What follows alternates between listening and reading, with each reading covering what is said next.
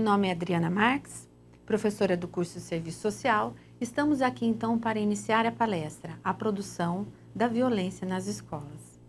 Eu sou o professor José Urbano e também estou aqui para conversarmos sobre a produção de violência na escola, né? A escola, que é um local para produzir tanta coisa, também produz e reproduz muita violência. E nós vamos falar disso. Mas essa conversa começa com a professora Adriana e daqui a pouco eu volto para também tentar contribuir nessa reflexão. Bom trabalho, Adriana. Obrigada. Bom, então vamos lá. Na verdade, a nossa intenção é realmente fomentar um pouco nessa discussão, né? Porque sabemos o quanto a gente tem aí, né, um trabalho ainda muito árduo, né, nesta área. E a gente precisa, então, discutir alguns pontos, né, que a gente até sabe que está aí, né, na mídia, a gente sabe o quanto isso já é divulgado, né, a gente sabe o que está acontecendo, a problemática que hoje a gente realmente tem nas escolas, né.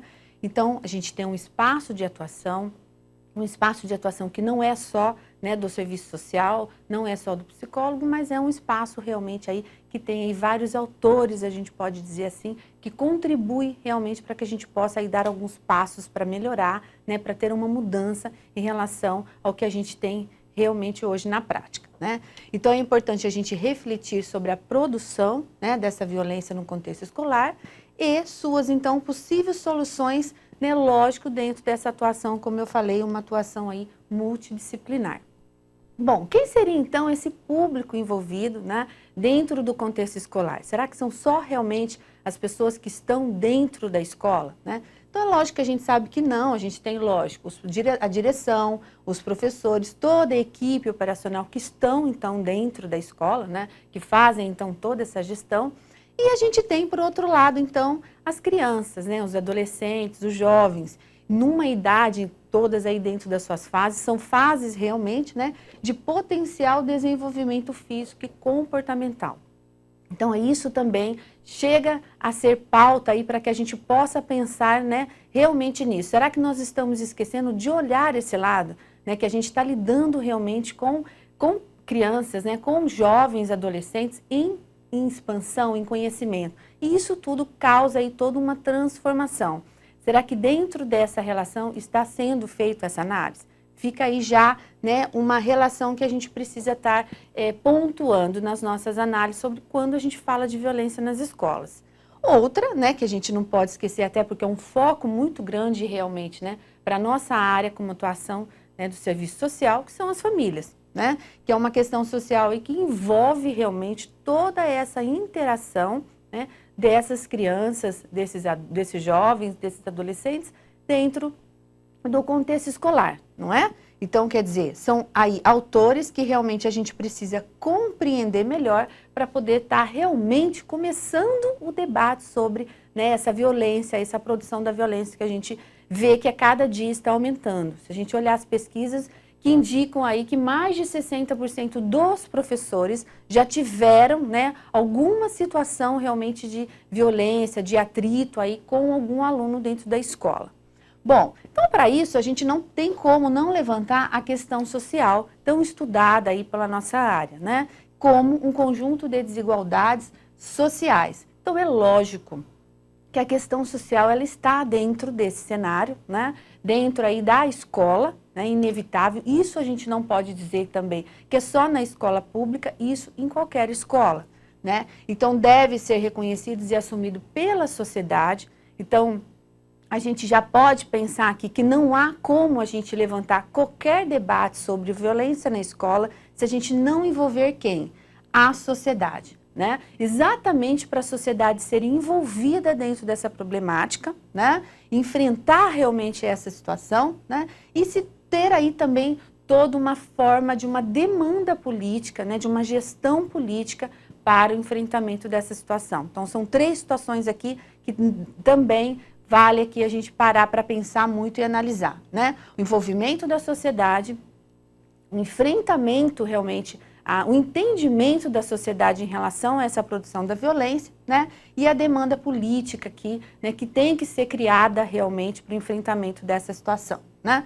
E aí a gente tem vários exemplos que nos levam aí, né, a poder entender um pouco por que vem crescendo cada vez mais a produção da violência nas escolas, né? Bom, continuando aqui, vamos lá. Ok, vamos voltar aqui mais um. Bom, então, o que a gente precisa tá analisando dentro dessa situação, né? Que realmente traz aí toda uma preocupação muito grande. Porque sim, uma preocupação hoje das instâncias públicas, né? De lidar realmente com esse problema que cada vez, então, a tendência, a gente percebe, está crescendo muito. Um amplo reflexo aí nas pautas que orientam a opinião pública, por quê? Tudo que vem acontecendo nas escolas são aí de forma, né? Muito grande, de forma ampliadamente divulgada na mídia, né? E que forma isso é divulgada, que forma isso realmente é trabalhado, o que tem produzido realmente tem sido para efeito positivo ou negativo diante da situação, né? E o foco da investigação em diferentes áreas de conhecimento. Então, o serviço social, como também a área de psicologia, enfim, várias áreas estudando, né, essa problemática hoje, né, envolvida dentro das escolas. Vamos lá. Então, a gente percebe que isso vem se incentivando cada vez mais, até por uma gestão realmente política, que se tem, sim, aí uma ampliação, né, da oferta de vagas na educação. Então, a gente tem visto que cada vez mais todos os projetos sociais são realmente aí favoráveis, que a gente mantenha, né, que as famílias mantenham os jovens realmente, as crianças dentro da escola, né? Mas como pensar? Que tipo de escola é essa, né? É isso que a gente tem que pensar. Como sem estrutura? Então, a gente tem que pensar nessa massificação realmente da escola, né? O quanto realmente a gente está colocando a criança dentro daquele ambiente e se aquele ambiente ele é realmente preparado para acolher, né? Para receber realmente essas crianças, né? Então, formação hoje mais ou menos qualificada. Então, o quanto nossos jovens estão sendo realmente preparados, né? E se sentem aí, né, diante dessa aprovação, preparados para dar um passo maior, né? Então, essa realidade hoje que a gente percebe também que vem sendo muito conversado, né? Pelos educadores, que é essa coisa da aprovação, né? Mesmo quando o aluno não tem condições de ser aprovado, o porquê, como foi feito, elaborado, vamos discutir um pouco. Então, esse é um outro assunto que deve ser colocado em pauta, discutir o porquê dessa aprovação imediata, que tipo de valor realmente o aluno acaba dando para o ensino, uma vez que ele sabe que ele não tem aí, né, que ter um mérito realmente para a sua aprovação. É um outro, né, debate que surge aí dentro do meio escolar, né, que envolve sim a violência, né? Depois a gente tem que a gente depara realmente, a gente percebe que tudo isso que vem acontecendo, essa produção da violência, né? A gente vê que esse estímulo do próprio aluno em estar dentro do ambiente escolar, né? A gente depara aí com uma escola, então, né, de fato, que não é capaz de cumprir as suas promessas, ou seja, essa ideia de realmente a gente ter uma escola, né, para que nossos filhos possam ir, que tenham segurança, que possam desenvolver, né? E esse meio, da forma como ele se apresenta, mostra que a escola realmente não tem um projeto, né, que seja capaz de cumprir o que realmente a gente entende sobre, né, essa responsabilidade, né, do governo, do Estado, de manter, então, as crianças no ambiente escolar, né? Então, a gente tem aí os reflexos, né, os reflexos que não são só internos, é lógico, né, porque eles se apresentam de forma externas também, por isso que tudo isso tem que ser muito bem analisado, né, como os padrões sociodemográficos da população escolar e a violência urbana, né, como ela aqui pode se manifestar. Olha, o envolvimento com tráfico de drogas nas unidades, a gente sabe relato de muitas escolas, né, que contam realmente que isso tudo está sendo levado para dentro das escolas e o que isso tem, então, ali prejudicado a própria gestão realmente que a escola, né, tem para conduzir ali os seus trabalhos junto com os alunos, né? E vai, lógico, impedir o processo educativo, né? Ameaças que advêm do aumento da criminalidade, né, principalmente aí nos grandes centros. Então, a gente não pode esquecer também de um terceiro aqui, olha, exemplo que é colocado, que são os códigos de condutas representados pelas ruas, né? E que isso são, então, né, trazido para dentro da escola pelos próprios alunos, né? E eles caracterizam isso como muito forte para a vida deles, dentro desse processo, que é um processo de desenvolvimento. Se a gente for analisar isso, depois o professor José Urbano pode explicar muito melhor sobre isso, o adolescente, nessa fase, realmente é uma fase que ele não aceita autoridade, né? Tudo que é visto como um poder, né? Tudo que é visto realmente como alguma coisa que impeça dele fazer o que ele quer, ele realmente não vai ver isso com bons olhos. Então, qual é o entendimento que a escola tem do externo, do que ele aprende na rua, do que lá ele pode fazer e de como isso é desenvolvido dentro da escola, né? Bom, então a gente tem dentro desse processo de socialização que a gente tem lá no primeiro momento de socialização com a família, né? E depois aí colocando, olha o grau de importância que a escola vem a ter, né? Nas famílias, para você realmente se desenvolver como adulto, né? Que é o segundo momento de socialização, né? Que a gente pode colocar aí dentro do contexto de socialização humana. Então a gente tem a família, a própria escola, né? E essa cultura de rua aqui, como eu comentei. Por quê? Porque ela realmente estabelece esses links, né, com o adolescente, com o jovem, com a criança. E faz o quê? Exatamente o que está aqui, né? O que se acaba se vivenciando, né? Vai então se realizar lá na escola, né? Então, como a escola pode estar totalmente fechada para esse mundo externo? Então, como se trabalhar todos esses contextos, né, a família, essa própria cultura tão de rua, para que a escola possa entender como funciona e aí sim criar esse elo, essa relação, né, próximo com a sociedade. Nós temos hoje exemplos, depois vocês podem até verificar na comunidade realmente de vocês, sobre a escola aberta. O que significaria aqui nesse contexto, né, a escola aberta? Né? Vamos voltar aqui um pouquinho. A escola aberta nesse contexto significa exatamente, pessoal, essa relação que a escola tem com a sociedade. Então, é formar realmente, né, grupos realmente da comunidade, de moradores, né, pessoas que conhecem realmente a fundo como é o trabalho, como que a sociedade ali, como a comunidade realmente se organiza. E levar esse entendimento para dentro da escola. E a gente tem grandes exemplos que, a partir do momento que a comunidade ela é vista como realmente importante para aquela escola, que ela é vista até como realizadora, né? Porque ela passa a acreditar que a escola é dela, então ela cuida, né? Tem essa ideia do pertencimento realmente. A partir do momento que eu me sinto pertencente à escola, eu passo a ter uma visão diferente, né?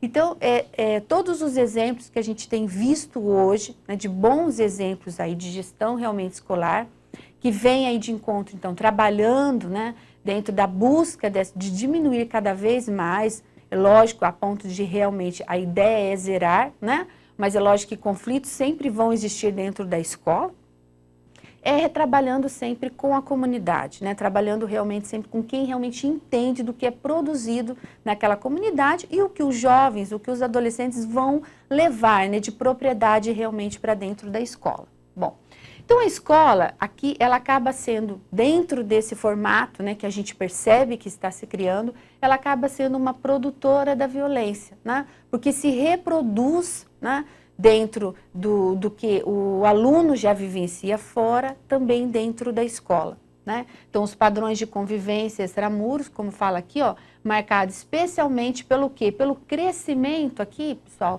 da violência, mas assim, é um crescimento de uma forma intensa, muito intensa, né? E aí acaba acontecendo o quê? A situação fica crônica, e ficando crônica a situação, vai sair realmente do controle de todos, né? Nesse momento a gente pode já pensar que já saiu do controle da família, né? Já saiu do controle daquela própria comunidade e vai sair também do controle da escola, né?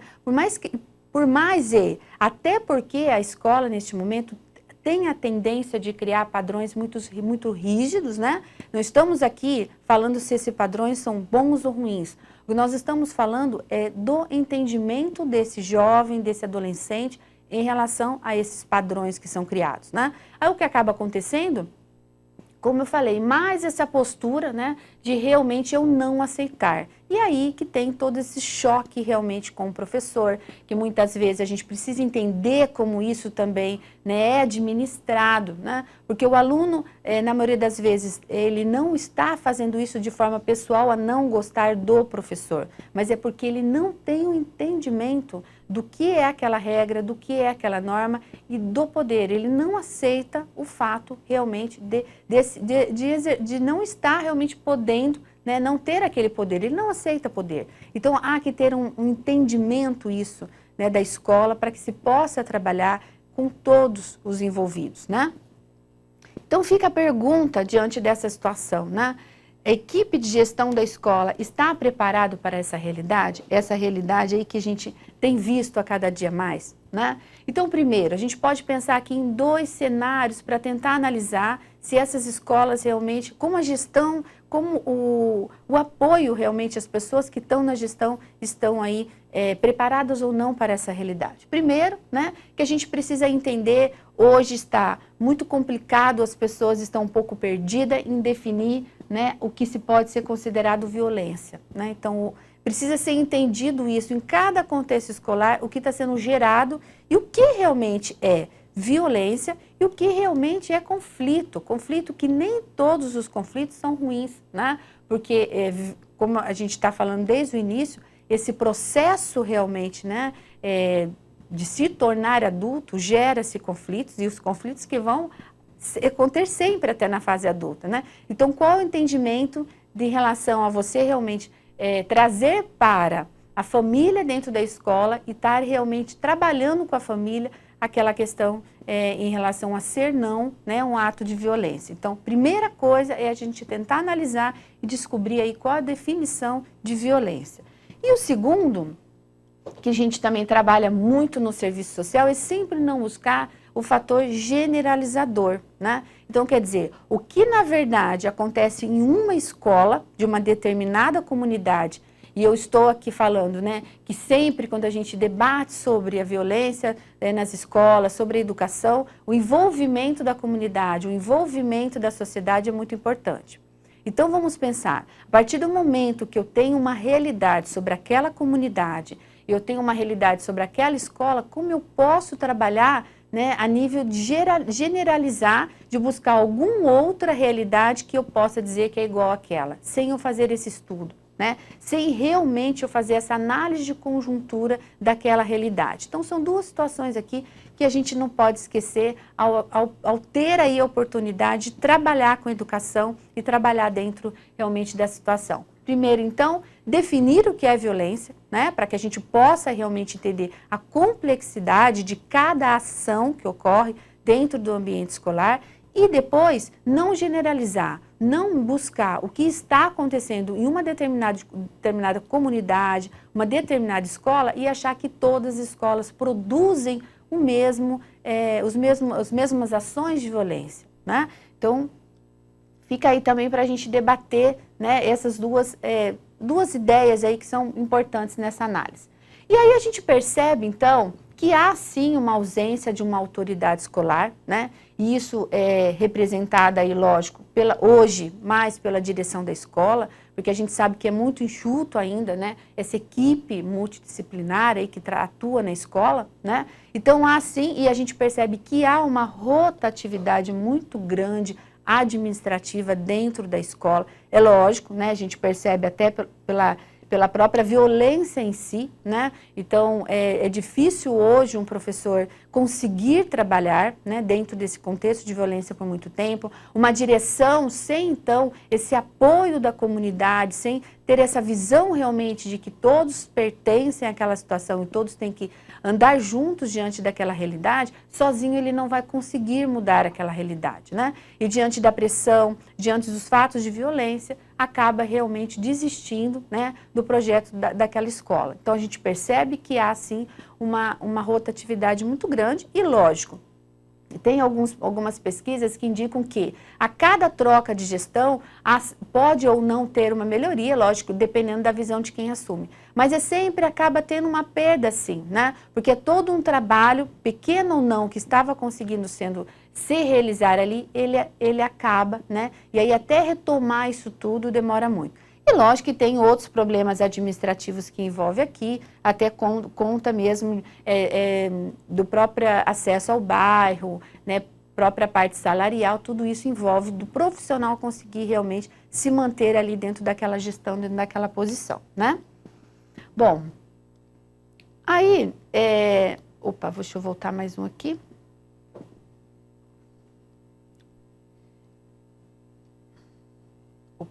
Vamos lá. Apoiando um pouquinho. Bom, aqui eu só queria passar para vocês algumas ações que a gente percebe, na verdade, que acontece na escola, mas o fato aqui, na verdade, não é debatê-las, né? É, na verdade, só trazer que todas essas ações que hoje a gente tem na escola, até, por exemplo, a gente pode dizer aqui, restrições de vestimentas, o fato da gente ter que usar uniforme, tudo isso é muito positivo em relação a gente falar de normas, né? A gente falar de organização. Eu só queria chamar a atenção, dentro desse conceito da violência realmente nas escolas, o primeiro é o fato do entendimento, o quanto os alunos entendem as normas que são realmente colocadas em prática na escola. E a gente percebe que não, né? A gente nem precisa ir muito longe para isso. Então, o próprio aluno, ele sempre coloca como assim, eu tenho que fazer, eu sou obrigado, mas ele não tem um entendimento, né? Então, quando ele não tem um entendimento, isso também é muito debatido nessa área, quando ele não consegue ter um entendimento, ele não vê como pertencente àquela escola.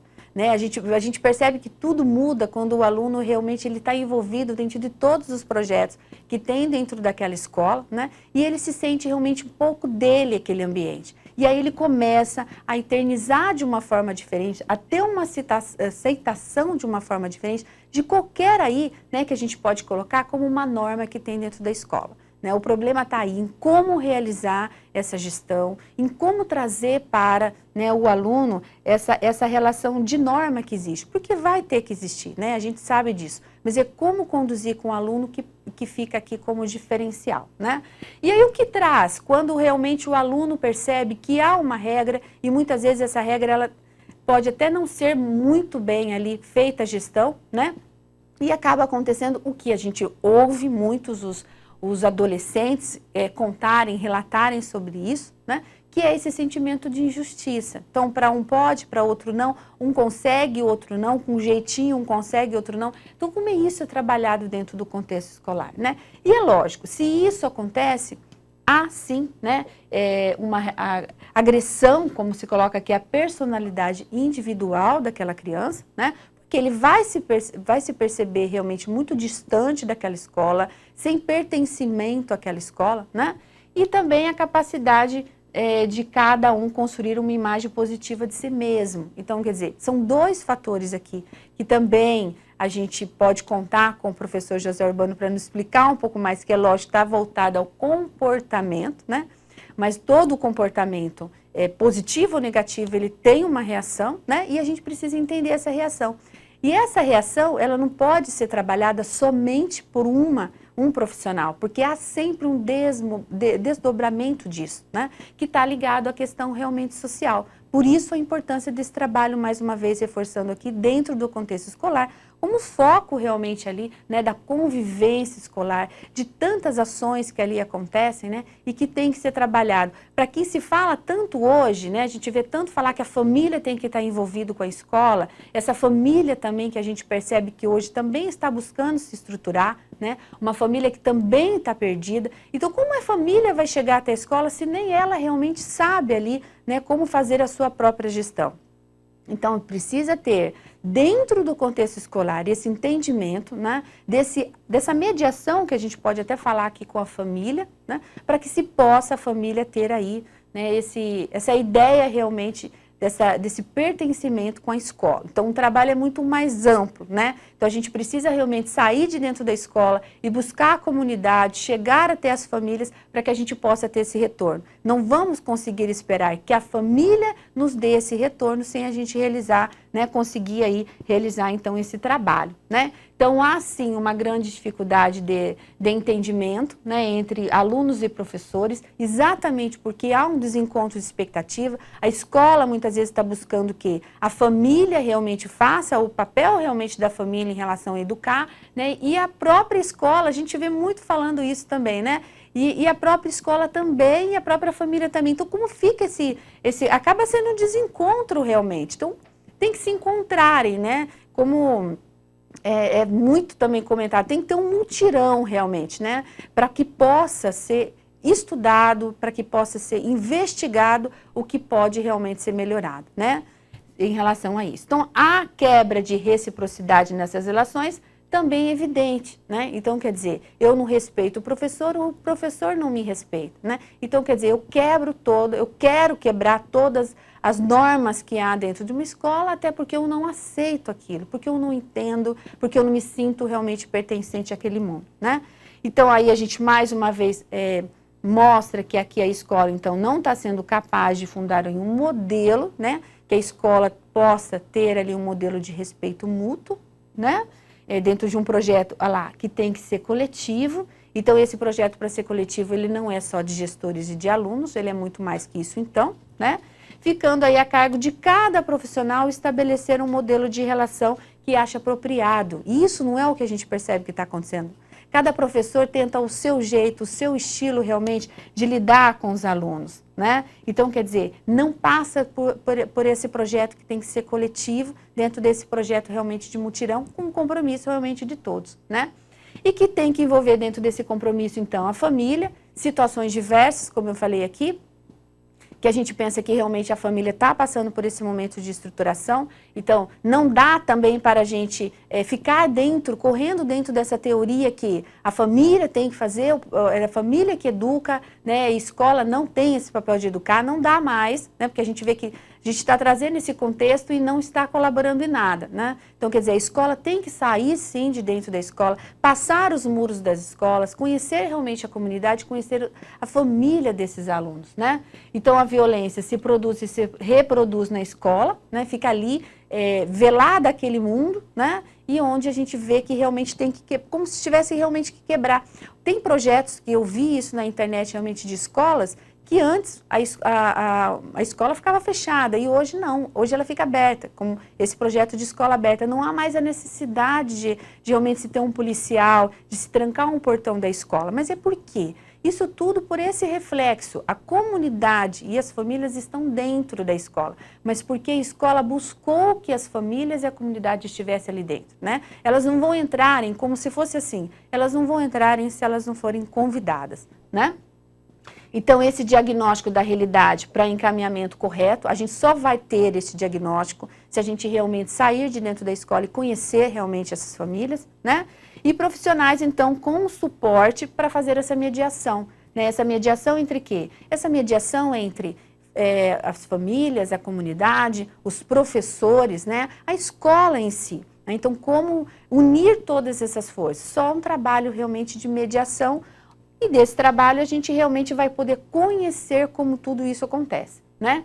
Então, dentro do serviço social, né, a gente está colocando tudo aqui, ações que o serviço social participa, nunca ele vai estar sozinho, isolado, né? Tá vendo como cada um tem a sua área de atuação, por isso que foi assim, um projeto realmente que a gente desenvolveu nessa palestra de trazer realmente duas áreas de conhecimento, não foi à toa, né? É para vocês realmente terem ideia do quanto não são só professores, não são só realmente pedagogos, como não só assistente social, né? Enfim, nem só psicólogos, mas são todos juntos que vão fazer com que a gente tenha um projeto novo realmente dentro das escolas, né? No serviço social, a gente consegue, sim, contribuir, né, nessa identificação dos fatores realmente sociais e culturais e econômicos que vão, sim, determinar aí, né, e que vão trazer conflitos para dentro da escola, né, e vão, sim, ser responsáveis aí por indicadores altos que nós hoje percebemos, né, como evasão escolar, como baixo rendimento escolar, entre outros, né.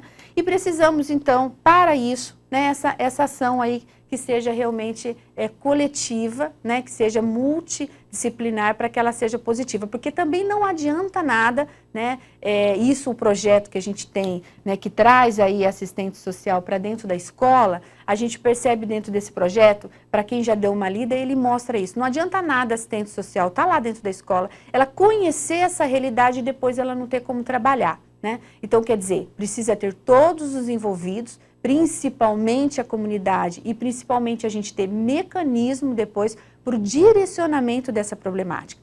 Então, eu deixo aqui também para vocês depois lerem, né, como está a situação desse projeto hoje, né? Então, a gente tem um projeto que tramita aí há algum tempo. Tivemos já alguns avanços, ó.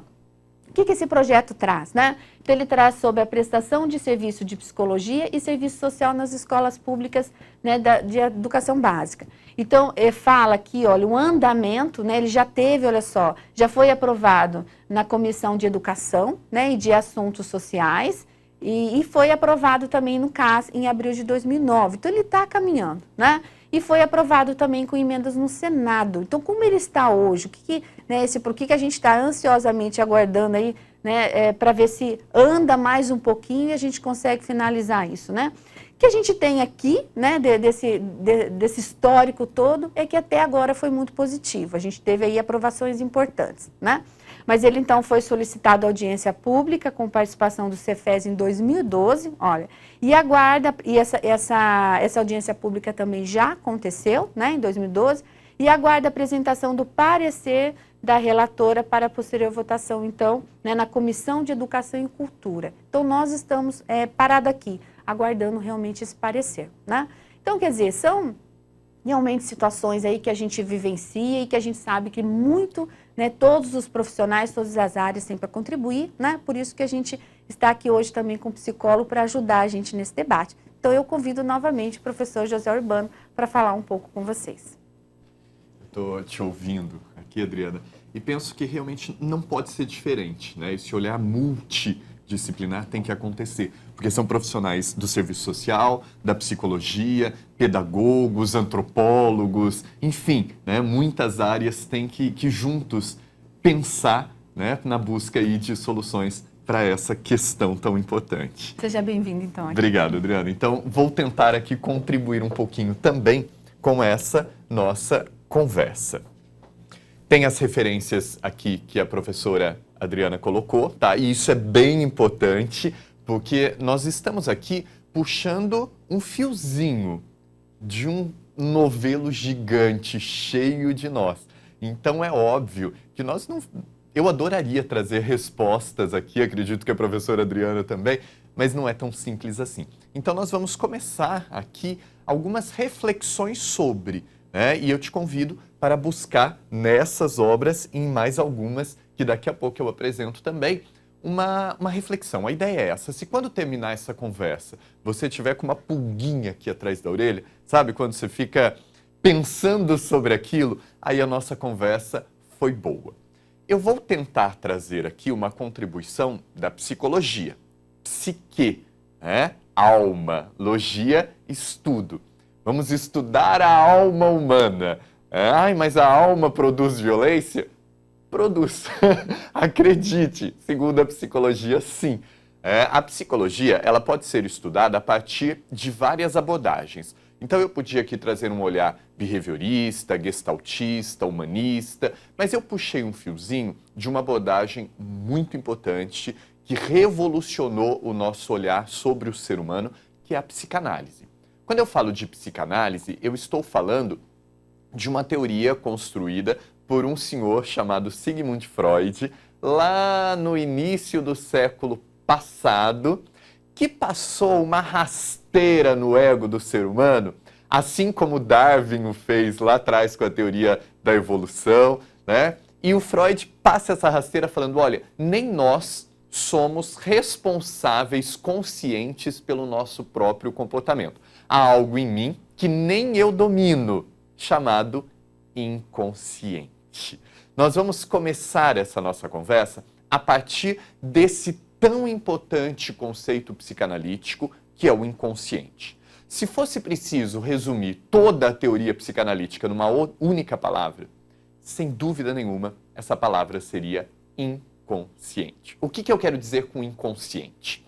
Freud dividiu aí a personalidade humana. Ele criou uma primeira teoria do aparelho psíquico, dizendo que há conteúdos conscientes, pré-conscientes e subconscientes no ser humano. Então, consciente é tudo aquilo que eu tenho acesso o tempo todo. Então, eu vou pensar em como eu me comporto. Olha, eu gosto de fazer isso, eu converso desse jeito, eu gosto disso por causa disso, percebe? Está consciente. Eu entendo o meu próprio comportamento. Muitos conteúdos, eles ficam pré-conscientes. Eu não sei por que eu não gosto de escuro. E aí eu evito o escuro. Aí, uma hora eu fico pensando sobre isso e falo, eu não gosto de escuro porque uma vez eu me lembro que quando eu era criança, o meu irmão apagou a luz e eu levei um susto, né? Olha o trauma aí. Esse conteúdo, ele está pré-consciente. Eu não acesso o tempo todo, mas se eu fizer um determinado esforço, eu consigo me lembrar por que é que eu me comporto assim. Olha só, todo comportamento tem uma causa, tá? Vale lembrar isso. Todo comportamento tem uma causa. Tudo que você faz não é à toa, não é o acaso, segundo a psicanálise. Há uma construção aí da sua identidade que te move para isso. Todas as suas escolhas, as suas reflexões, as suas ações, as suas atitudes, porque nós somos aquilo que fazemos, tá? Eu fiz isso, mas eu não sou assim. Você é o que você faz. Olha, eu estou enfático. E eu falei então do consciente, do pré-consciente e o inconsciente. Freud diz que boa parte de nossas vivências, elas são jogadas para uma esfera chamada inconsciente. Nem eu me lembro mais daquilo conscientemente, mas aquilo continua presente e determinando o meu modo de agir, de sentir, de pensar no mundo. A maior parte de quem nós somos é formado por conteúdos inconscientes. Parte desse conteúdo inconsciente é a agressividade que trazemos. Muitas vezes ela está pré-consciente ou até consciente, mas ela está em nós. O que é agressividade? Não pensa que a agressividade é algo ruim, não, tá? A agressividade é o que nos permite, inclusive, sobreviver ao outro. Eu não preciso te explicar que se eu for totalmente passivo, eu sou engolido pelo mundo o tempo todo. Eu preciso de alguma agressividade para acelerar mais o meu carro no trânsito. Eu não estou falando de sair disputando uma corrida, não é isso. Mas eu preciso de alguma agressividade se alguém falar assim para mim, olha, esse mês você me dá o seu salário todo? Eu tenho que ter potência suficiente para me defender e dizer, não posso fazer isso. Eu tenho que cuidar de mim, da minha família. Então eu tenho que ter alguma energia aí no encontro com o outro que me proteja também desse outro. Porque eu não preciso também explicar para você que o ser humano é muito bonzinho, né? Mas também é muito perverso, tá? Nós somos capazes de sentir muito prazer com o bem-estar do outro, mas também somos capazes de sentir muito prazer com o mal-estar do outro. E aí a gente tem toda essa explosão de violência que a gente vê por aí.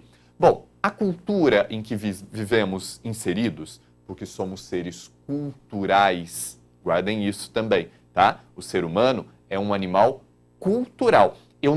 O ser humano não nasce humano no sentido contemporâneo da palavra. Eu preciso do outro para aprender a me comportar. E isso é cultura, tá? Cultura é isso. Você sabe que o ser humano, se ele não tiver estimulação, nem de pé ele fica, né? A gente andaria sobre 4 patas. Eu não aprendo a linguagem humana. Eu preciso do contato com o outro para aprender. Eu não tenho um DNA, um gene aqui que me ensina a linguagem humana naturalmente. Os outros animais têm. Mesmo que um cachorro nunca escute outro cachorro latir, ele vai aprender a latir. O ser humano não. Então o ser humano, ele é fruto da cultura em que ele está inserido. Não é só fruto do meio. Importante dizer isso, né? Durante muito tempo na psicologia a gente teve essa discussão. O ser humano é fruto do meio, o ser humano... Lembra do Rousseau lá atrás? O ser humano é naturalmente bom, é o meio que o corrompe. Tudo isso tem o seu lugar. Porém, a gente sabe que há uma questão subjetiva aí que combina uma série de elementos. Eu tenho sim uma carga hereditária em mim que é importante também em quem eu serei, mas não é determinante sozinha. Ela vai se combinar com o meio, então o meio sozinho não é determinante. Não é porque eu cresci no meio de uma família de bandido que eu vou ser bandido. Não é porque eu cresci no meio de uma família de pessoas consideradas boas socialmente que eu vou ser bom socialmente, né? Então há uma combinação aí da minha hereditariedade com o meio em que eu estou inserido e eu combino isso sempre de forma única, construindo a minha identidade, a minha subjetividade. Bom, a sociedade, que não é nada boba, sabendo que existe esse elemento agressivo no ser humano, que precisa ser canalizado de alguma forma, porque essa agressividade que está em mim, ela tem que sair, tá? De alguma forma ela vai sair. Ou ela sai em relação ao outro, ao meio, ou em relação a mim mesmo. Já ouviu aquela história de quem guarda tudo acaba desenvolvendo uma patologia, uma doença, né? Isso é muito verdade, porque eu vou ter que canalizar essa agressividade para algum lugar. Bom, a sociedade, ela tem um controle social dessa agressividade. Então, tem coisas que eu permito e coisas que eu não permito. Bom, há uma energia pulsante em mim aí. O que eu vou fazer com isso? Eu estou com muita raiva, que as coisas deram muito errado. Eu tenho que fazer alguma coisa. Tem gente que corre 1 hora e dá uma relaxada. Tem gente que vai numa academia de boxe. Tem gente que pega uma arma e mata o outro. Agora, nós chegamos no ponto, né? A violência é o uso desejado dessa agressividade que está em todos com fins destrutivos. Então, a partir do momento que eu canalizo essa agressividade para destruir o outro, e quando eu falo destruir o outro, pegar uma arma e atirar é destruir o outro, mas olhar para você e falar alguma coisa que te derrube, pensando na psique aí, isso também é agressividade. A agressividade, ela pode ser, a violência pode ser física, pode ser moral, pode ser psicológica, pode ser sexual. A gente tem uma série de modalidades de violência, que é esse uso da agressividade com fins destrutivos para o outro ou para si mesmo, tá? Enfim, se eu fosse falar disso, aí vira um outro encontro aqui.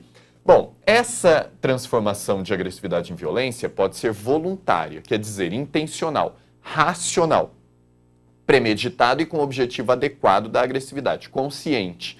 Então, eu quero agredir o outro. Então, eu pego essa minha agressividade e transformo em violência direcionada, racional, porque nós temos um consciente. Mas você se lembra que a maior parte de quem eu sou é inconsciente. E aí vem a questão involuntária. Involuntária não que eu tire a responsabilidade do sujeito, tá? Em hipótese alguma. Porém, eu não tenho nem consciência do que eu estou fazendo, mas sou eu quem estou fazendo. Atenção. E aí, é essa violência destinada a um objeto substituto, por exemplo, o ódio ao chefe vai se transformar num ataque ao outro. Então eu vou lá para a escola e aí eu tenho um ato de violência, eu como aluno, para com o meu professor. Isso é violência, tá? Mas não necessariamente uma violência considerada consciente desse sujeito voltado para esse objeto. E quando eu falo objeto aqui, eu estou me referindo ao outro, tá? Esse termo é psicanalítico. Então, esse aluno que sofreu violência, por exemplo, dentro da família, que sofre violência na rua, que sofre o tempo todo uma violência social sobre esse corpo, de alguma forma ele explode dentro da escola contra esse professor. Em hipótese alguma, eu estou justificando o ato desse aluno, tá? Porém, eu preciso lembrar que esse aluno é vítima de violência o tempo todo. E aí essa agressividade, ela tem que ser canalizada para alguma direção. E eu direciono para aquilo que eu consigo atingir. Sabiam que uma das profissões que mais adoecem da alma, da psique, é a de professor? Os índices de depressão entre os professores é altíssimo, justamente porque ele é exposto a um grupo de pessoas que sofre de intensa violência e que acaba também direcionando essa agressividade na forma de violência para ele. E o professor não sofre violência só do aluno, não. Sofre violência de todos os outros lados aí, se a gente começar a analisar a questão da profissão de professor, né? O professor sofre violência e produz violência também. Assim como o salário dele, que não é suficiente para atender às suas necessidades básicas dele e da família. Isso é uma forma de violência social e política contra esse sujeito. A agressividade está lá, ele tem que se defender. Muitas vezes isso acaba sendo direcionado para um outro objeto, que pode ser o aluno, outro professor, o diretor, ou seja lá o que for, né? Percebe o tamanho do problema que a gente tem aí nessa produção de violência na escola? né? A organização social como um todo, se a gente começar a pensar como socialmente estamos organizados, há uma produção generalizada de violência. A Adriana falou do perigo de generalizar as coisas, e é verdade. Mas eu não posso perder esse olhar global aí também de que há uma produção coletiva. Não me diga, né, vamos pensar na sociedade brasileira, onde a gente está, que a maneira com que nós nos organizamos deu certo. Se eu perguntar para o cara que tem um bom emprego, sustenta bem a sua família, ele vai falar que deu certo, né? A gente está bem organizado. Agora, se eu perguntar para o cara que está desempregado, que não tem como sustentar a família, a mulher, o marido, que estão numa situação aí, né, de desamparo social, esse sujeito vai me dizer que algo não deu certo. E aí, isso é um estímulo e uma manutenção permanente da violência, quando eu cuido de alguns em detrimento de outros. Que justiça social é essa? É só pensar, por exemplo, vamos pensar aqui na escola. Eu tenho um único tipo de escola, certo? Não, eu tenho muitos tipos de escola. Cada um pode escolher o tipo de escola que quer? Também não. Eu tenho escolas para determinados tipos sociais de pessoas. Já pensou nisso? A escola de um grupo social é de um jeito, a escola de outro grupo social é de outro jeito. Não me parece muito justo que o sujeito que entra numa escola de péssima qualidade vá depois, né, concorrer no mercado de trabalho com o que passou por uma escola de altíssima qualidade. E não foi ele que escolheu a escola que ele ia entrar. Alguém escolheu por ele, né? É desse tipo de violência social que a gente precisa começar a pensar também. Porque a gente não tem uma formação de qualidade para todos. Dizer que a educação brasileira é de péssima qualidade não é uma verdade. Eu tenho escolas muito legais. Mas dizer que a educação brasileira é de boa qualidade, portanto, também não é uma verdade. Porque a gente sabe, né, quantos e quantos casos você conhece de um aluno que está no ensino médio com 15, 16 anos, 17 anos de idade e que é analfabeto. Não sabe ler e escrever. Eu conheço casos de pessoas que estão na universidade e que são analfabetos funcionais. Se você pegar um texto escrito, coloca na mão do sujeito, ele é capaz de decodificar, juntar as letrinhas, mas não é capaz de atribuir significado àquele texto. Esse cara vai ter que lugar no mercado de trabalho. Com certeza vai ser diferente do outro que teve uma boa formação aí na escola. Então, pensar sobre essa produção de violência na escola é pensar sobre essa produção de violência social, como um todo. A escola, ela não é uma parte separada da sociedade. A gente pensa, eu construo um muro, vou fazer não sei o quê para proteger a escola. Isso não existe. Quando a Adriana fala dessas escolas abertas, toda escola, de alguma forma, é aberta porque a violência vai entrar. E vai entrar por quê? Porque ela existe. Não há nada que esteja fora da escola que não vai entrar na escola. Eu me lembro de um livro do Paulo Freire. Anota aí. Paulo Freire é um gênio da educação que muito contribuiu para pensarmos sobre educação, inclusive educação de adultos, né? Foi exilado aqui do país lá atrás porque tinha ideias perigosas para essa produção e manutenção da violência. O Paulo Freire tem um livro chamado Cuidado, : Escola. Marca aí, Cuidado, Escola, Paulo Freire. E o livro tem uma ilustração muito bacana que a criança está chegando para a escola e aí o professor meio que abre a cabecinha da criancinha e tira um monte de coisa da cabeça dela. Isso não pode, né? Sonhos, desejos, brincadeiras, violência, não sei o quê, tudo isso tem que tirar, não pode entrar na escola. Infelizmente não é assim, ou felizmente não é assim que funciona. O sujeito entra inteiro trazendo tudo aquilo que ele vivencia na rua, que ele vivencia na família. E aí a escola, ela vai reproduzir exatamente o que acontece fora dela também. Não é que nós estamos vivendo um momento de muita produção de violência na escola. Nós vivemos um momento de muita produção de violência, ponto. E a escola também é parte disso.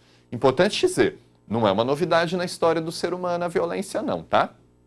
Isso nos acompanha desde sempre. A agressividade é uma parte do ser humano e diversos grupos, em diversos momentos, sempre canalizaram a agressividade para violência, para a dominação do outro. Assim como em vários momentos o branco escravizou o negro, o homem escravizou a mulher, o rico escravizou o pobre. A gente tem aí essa dominação na forma de violência acompanhando também a nossa história. Mas nós temos muitos exemplos de grupos humanos que formam outro tipo de organização, tá? Canalizando essa agressividade de outras formas. Então, há esperança. Importante dizer isso também. A escola apresenta-se hoje como uma das mais importantes instituições sociais por fazer, assim como outras, a mediação entre o indivíduo e a sociedade. Lembra que eu falei que o ser humano não nasce humano, ele precisa do convívio com o outro para humanizar-se. Vários grupos fazem isso. A família é um grupo que faz isso. Os meios de comunicação de massa hoje também fazem isso. A internet também faz isso. Eu conheço crianças que passam mais tempo na frente de um tablet, de um computador, do que olhando para o rosto da mãe e do pai. Enfim, eu puxo umas coisas que me dá vontade de falar um monte depois, mas aí eu fujo. E a escola também faz esse papel. Então, nós também precisamos da escola para isso. É possível uma sociedade sem escola? Fica aí uma perguntinha para você pensar, né? Porque, ao transmitir a cultura e com ela modelos sociais de comportamento e valores morais, e aqui eu estou falando de como me comportar no mundo, a escola permite que a criança humanize-se, cultive-se, socialize-se, ou, numa palavra, eduque-se.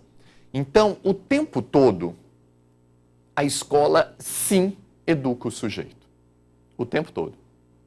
Resta saber que tipo de educação é oferecida.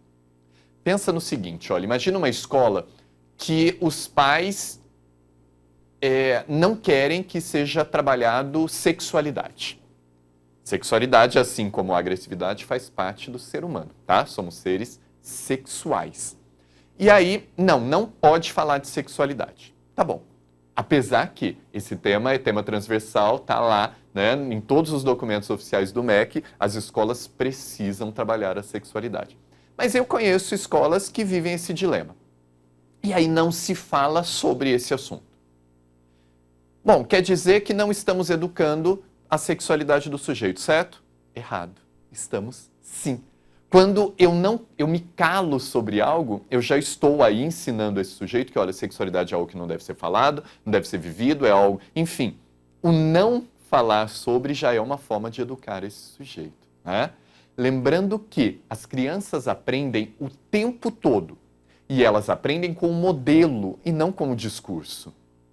Sabe aquela conversa assim, faça o que eu falo, mas não faça o que eu faço. Já ouviram isso? Definitivamente isso não tem nada a ver com educação. As crianças aprendem com o modelo, com o que ela vê. Ela repete esse modelo. Na infância, os modelos são fundamentais. Quem são os principais modelos da criança? Família. E aí o pai, a mãe, o vô, o tio, o tutor, quem cuida dessa criança, tá? O modelo adulto.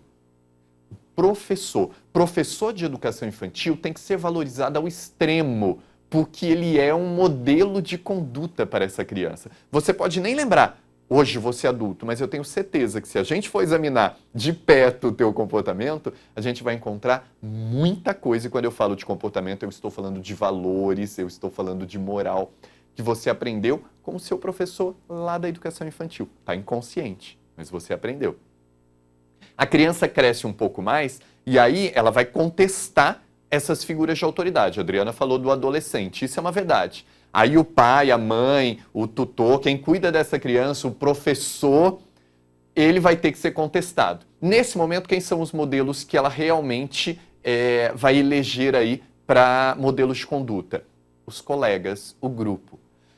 Preocupar-se com quem o adolescente anda é fundamental, sim. Porque ele vai reproduzir o comportamento desses colegas porque ele quer ser aceito pelo grupo. Então, cuidar do grupo que esse adolescente participa é super importante, porque depois ele vai voltar para aquele modelo anterior, quando ele já tiver a identidade adulta construída, aí ele é capaz, né, de ter um outro tipo de relação novamente com o professor, com o pai, com a figura de autoridade. A escola apresenta-se hoje... Opa, essa eu já falei. Trouxe uma figurinha aqui para você olhar. Dá uma olhadinha nessa escola. Se você olhar com cuidado, você vai achar aqui a sua mãe, a sua avó nessa foto. Há produção de violência nessa imagem? Todas vestidas iguais, né? A postura é a mesma. Eu imagino, por uma questão sexista na época, né, que essa aqui seja a figura do diretor, ali a figura da professora. Quando a gente tenta padronizar comportamento, é sim uma forma de violência com o outro. Por quê? Lembra que eu falei lá atrás que o meio vai se combinar com a hereditariedade de cada um e vai produzir um sujeito único sempre, que é a questão subjetiva. A escola existe, sim, para nos educar, né? Sim, para que possamos aprender a conviver em grupo, a valorizar o outro, mas, sobretudo, para nos diferenciar do outro. E nós esquecemos disso. Eu quero que todo mundo pense igual, sinta igual, faça igual. E eu esqueço que uma das características humanas principais é a subjetividade. Somos todos diferentes. Tratar pessoas diferentes de modo igual é uma violência gigante também com esse sujeito. Claro que eu vou buscar equidade, essa conversa é delicadíssima e a gente podia continuar aí por muito tempo. Mas eu preciso considerar a individualidade de cada um. Cada sujeito é único. Cada professor é único, cada aluno é único, cada família é única e tem necessidades únicas. O que é que esse sujeito realmente precisa? Como é que eu posso falar em cidadania, por exemplo? Uma das funções sociais da escola é o exercício da cidadania. Se o sujeito nem sequer aprendeu a ler e escrever, a Guiomar Namo de Mello, que é uma pesquisadora na área de educação que eu gosto muitíssimo, ela disse que a escola vem assumindo muitos papéis que não são dela, e aí ela não consegue nem fazer o papel dela também. Uma vez eu vi ela falando que uma escola que consegue ensinar a ler, escrever e calcular bem, já começa a cumprir bem a sua função social. E aí é aquela questão que eu falei, se a criança com 15 anos, nem a criança mais, né, não sabe ler, como é que eu posso esperar que esse sujeito construa a sua identidade, subjetividade, sua cidadania no mundo com tamanha violência sobre esse sujeito, tirando dele a oportunidade de compreender criticamente o mundo em que ele está inserido, né? Eu fiz uma listinha aqui de problemas da escola e essa listinha ela podia ficar imensa, né? Rapidamente. A clausura escolar é um problema, quando eu tento separar a escola do mundo, né? O saber, para que afinal? Será que os alunos entendem por que eles estão aprendendo aqueles conteúdos? Quando a gente consegue compreender o significado de algo, isso passa a ter outra importância, né? A escola realmente prepara para a vida? Que tipo de vida é essa? O lugar da família e raríssimas escolas realmente conseguem fazer essa parceria com a família. E escola e chatice. Eu não sei em que momento da história da educação nós achamos que a escola tem que ser chata.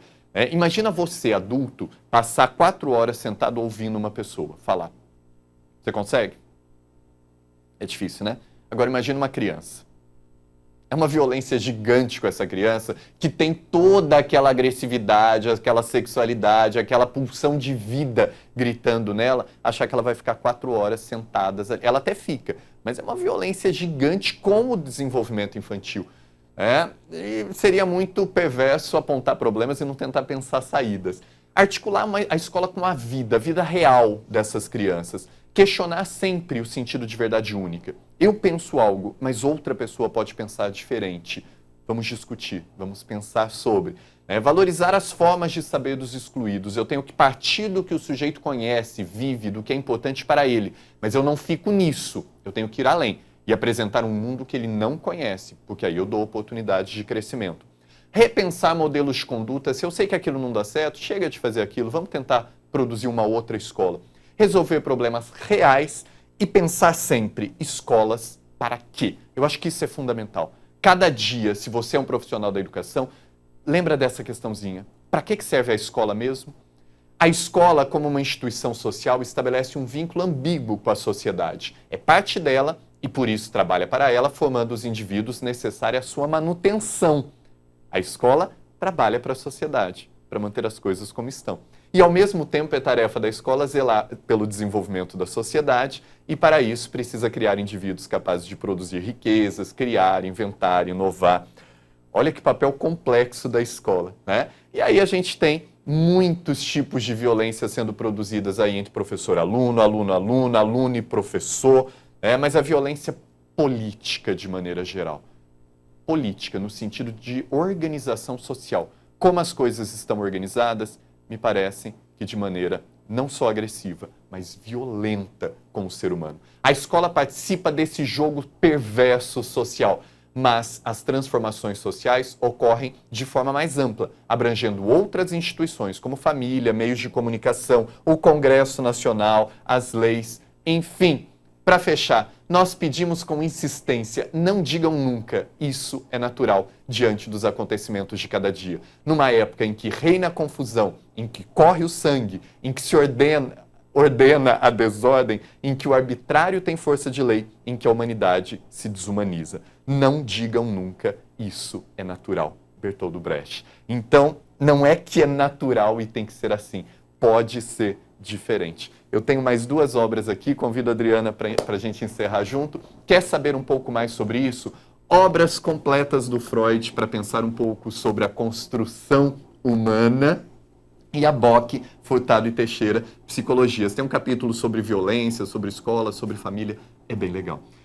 Assunto complexo, né, Adriana? Com certeza. E assim, sabemos o que temos que fazer, né? Então esperamos aí vontade também, né, dos nossos órgãos públicos, para que a gente possa ter logo aprovado. Acho que aprovando esse projeto, vamos ter aí um meio efetivo realmente de atuação de psicólogos e assistentes sociais e poder realmente ajudar aí com essas práticas que envolvem o processo de violência nas escolas, né? É isso. Tchau.